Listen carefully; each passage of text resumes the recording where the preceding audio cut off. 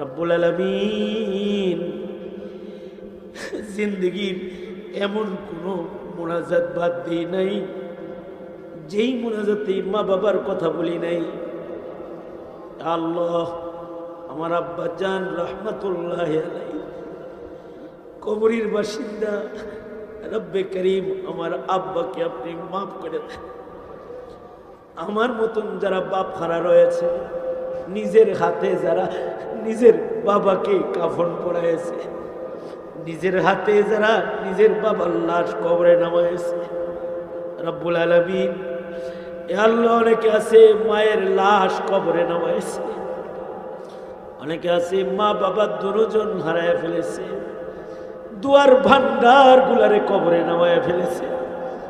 রব্বুল আলামিন যাদের পিতা মাতা কবরের জগতের বাসিন্দা হয়ে গেছে, এ মকবুল